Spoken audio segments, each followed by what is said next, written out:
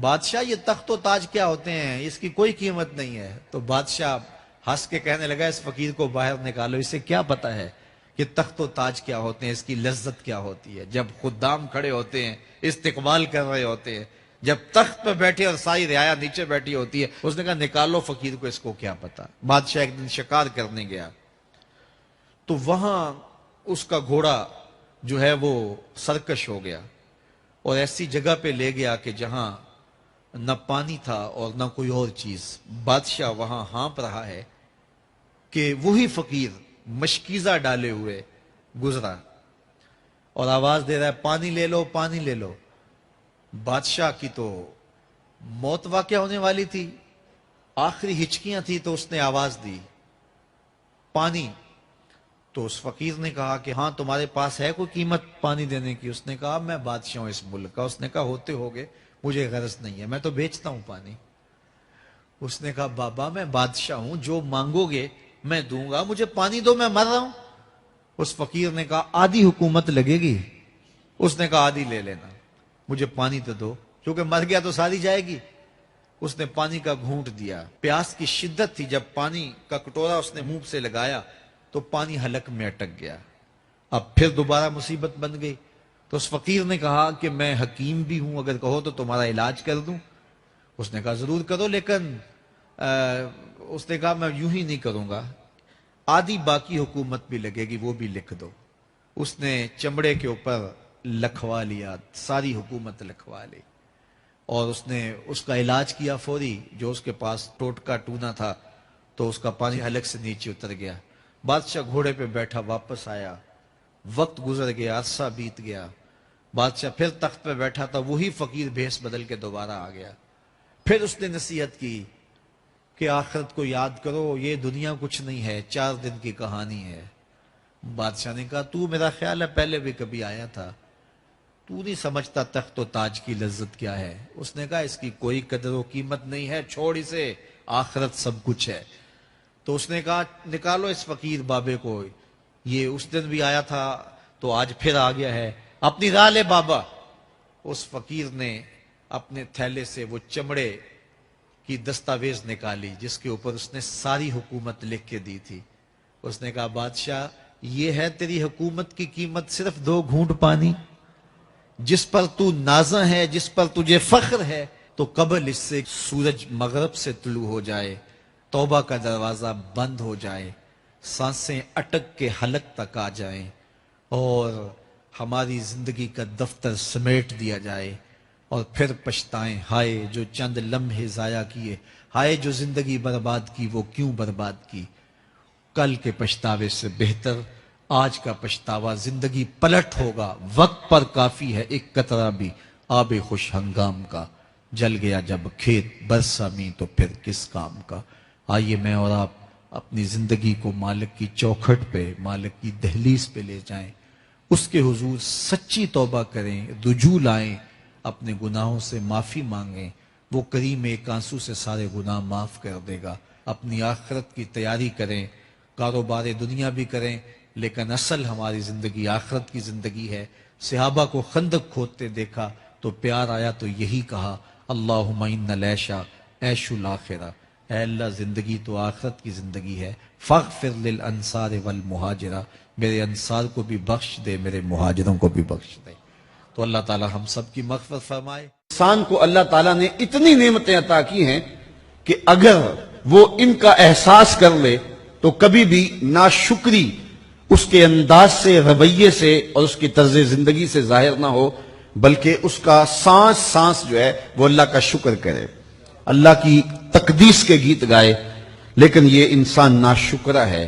وَإِنَّهُ عَلَى ذَلِكَ لَشَهِيدٌ، اس پر اسے کوئی خارج سے گواہی کی ضرورت نہیں ہے، وہ خود اس پہ گواہ ہے، اسے خود پتا ہے کہ میں کتنا ناشکر ہوں۔ ذرا اندر اتر کے دیکھے تو اس نے کیا اس کی نعمتوں کا شکر ادا کیا ہے، اس کی کتنی بڑی نعمتیں ہیں حضرت انسان کو۔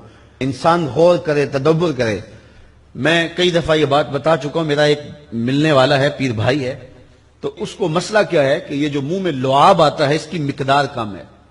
تو بنیادی طور پہ وہ لیکچرار ہے، تو اس نے روز جو ہے وہ طلباء کو لیکچر دینا ہوتا ہے تو 15 منٹ نہیں بول پاتا کہ منہ خشک ہو جاتا ہے. اب ہم نے کبھی اس کو نعمت سمجھا؟ یہ جو منہ میں لعاب آتا ہے ہم کہتے ہیں کہ یہ ایک مصیبت ہے, تھوکتے رہتے ہیں, لیکن اگر اس کی مقدار کم ہو تو زندگی اوکھی ہو جائے. یہ نظام انہضام پہ بھی اثر انداز ہوتا ہے اور پھر اس کی بینائی بھی کمزور ہو گئی, ایک آنکھ کی بینائی تو بالکل ختم ہو گئی. مرض کیا ہے, مسئلہ کیا ہے, کون سی نعمت کم مل رہی ہے؟ پانی نہیں مل رہا, مل رہا ہے. آکسیجن نہیں مل رہی, مل رہی ہے. گردش خون جاری ہے. کمی کیا ہوئی؟ کبھی سوچا بھی نہیں ہم نے. لعاب کی مقدار ضرورت سے کم ہے تو زندگی مشکل ہو گئی. انسان یہ لعاب جس کی اہمیت تیری نظر میں کوئی نہیں, یہ کم ہو تو پھر زندگی عذاب بن جائے. تو اللہ نے جو تجھے نعمتیں دی ہیں اگر وہ نہ ہوں تو پھر بتا زندگی کیسے گزرے. تو انسان کو اتنی نعمتیں دی ہیں اللہ نے, اتنا کچھ عطا کیا ہے. اوناسس نامی دنیا کا امیر ترین شخص تھا, اس کی آنکھوں کے پپوٹے کام کرنا چھوڑ گئے. یہ آٹومیٹک سسٹم رب نے لگایا ہوا ہے, ادھر سے تنکا اڑا, ادھر آنکھ بند ہو گئی. اب ڈاکٹر سلوشن ٹیپ لگا کے اس کی آنکھ کھولتا تھا اور جب سوتا تھا تو ٹیپ لگا کے بند کر دیتا تھا. کسی نے اس سے پوچھا کہ زندگی کی سب سے بڑی آرزو, کہا کاش اپنی آنکھیں اپنی مرضی سے کھول سکوں. کہا اس کے لیے کوئی قیمت پیسے دینے پڑے تو کتنے دے گا؟ کہا ساری دولت لگا دوں گا. کبھی ہم نے یہ احساس ہوا؟ بہت سارے لوگوں کو آج پتا چلا ہوگا یہ بھی ایک سسٹم ہے, ایسا ہے رب نے قدرتی لگایا ہوا ہے. اس پر کوئی بل نہیں کبھی آیا. آپ 3 مہینے بل نہ دے تو وابڈا والے میٹر کاٹ دیتے ہیں کہ نہیں, بجلی کاٹ دیتے ہیں, سوئی گیس والے کنیکشن کاٹ دیتے ہیں. لیکن ساری زندگی رب کو سجدہ نہ کرو. اس نے کبھی سورج کو نہیں کہا کہ اس نافرمان کے گھر تیری روشنی نہیں جانی چاہیے.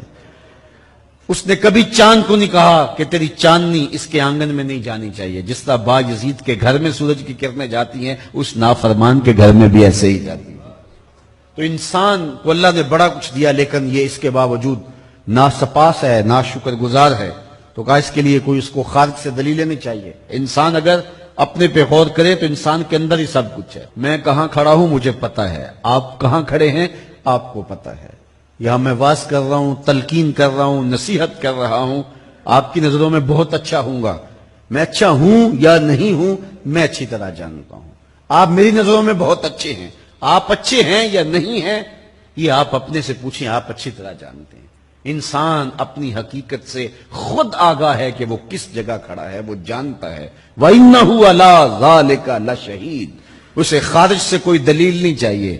آج وقت ہے اپنا رب سے جوڑ لیں. اس کی رحمتوں کے دروازے کھلے ہوئے, اس کی کرم نوازیوں کا می برس رہا ہے. یہ موسم نور ہے نا, ایک نیکی کرو 70 نیکیوں کا ثواب ملتا. کرم نوازیوں کی برکھا برستی ہے. وہ ایک فقیر تھا, وہ بازار میں کھڑا رو رہا تھا. کسی نے رک کے پوچھا, کہا بابا کیوں رو رہے ہو, کیا ہوا ہے تمہیں؟ کسی نے مارا ہے, تنگ کیا ہے, بھوک کی شدت ہے, کیا ماجرا ہے؟ کہا نہ بابا یہ میرے مسئلے نہیں ہیں. کہا پھر کیوں کھڑے ہو؟ وہ مجذوب تھا. کہنے لگا میرا پروگرام بنا کے بندوں کی اور رب کی صلح کروا دوں. تو کہا پھر کیا ہوا؟ کہا وہ تو مانتے ہیں یہ نہیں مانتے. وہ تو کہتا ہے لے آئے نے میری دہلیز پہ, ایک آنسو سے سارے گناہ معاف کر دوں, لیکن یہ میری سنتے ہی نہیں ہے. ایسا پیار ہو گیا دنیا سے, میری بات ہی نہیں سمجھتے. میں انہیں سمجھاتا ہوں, آگے سے مجھے پتھر مارتے ہیں. میں ان کی خیر کے لیے ان کو کہانی سنا رہا ہوں, میاں یہ دنیا عارضی ہے, لیکن یہ مجھے گھور گھور کے دیکھتے ہیں. مجھے ان کی عقل پہ رونا آ رہا ہے. وہ کہتا ہے لے آ میری چوکھٹ پہ, ابھی معاف کر دوں گا, ایک آنسو سے سارے گناہ دھو ڈالوں گا, سمندر کی جھاگ کے برابر بھی گناہ ہیں تو مٹا ڈالوں گا. لیکن یہ سمجھتے نہیں ہیں. خیر وہ چلا گیا. اگلے دن گیا تو قبرستان کے قریب سے گزرا تو وہ فقیر وہاں کھڑا رو رہا تھا. تو وہ پھر رو گیا. کہا بابا عجیب کہانی ہے تیری, بازاروں میں بھی روتا ہے اور قبرستانوں میں بھی روتا ہے, آج کیا مسئلہ ہے؟ کہا آج بھی میرا کل والا ہی مسئلہ ہے. کہا آج کیا مسئلہ ہے؟ کہا آج میں ادھر آیا تھا کہ ان کی اور رب کی صلح کروا دوں. تو کہا آج پھر کیا بنا؟ کہا آج یہ مانتے ہیں وہ نہیں مانتا. تو قبل اس سے کہ وہ وقت آئے کہ پھر وہ نہ مانے, آج لے ان کی پناہ, آج مدد مانگ ان سے, کل قیامت کو نہ مانیں گے اگر مان گیا. تو یہ تھوڑا وقت ہے زندگی کا, اس زندگی کو غنیمت سمجھے.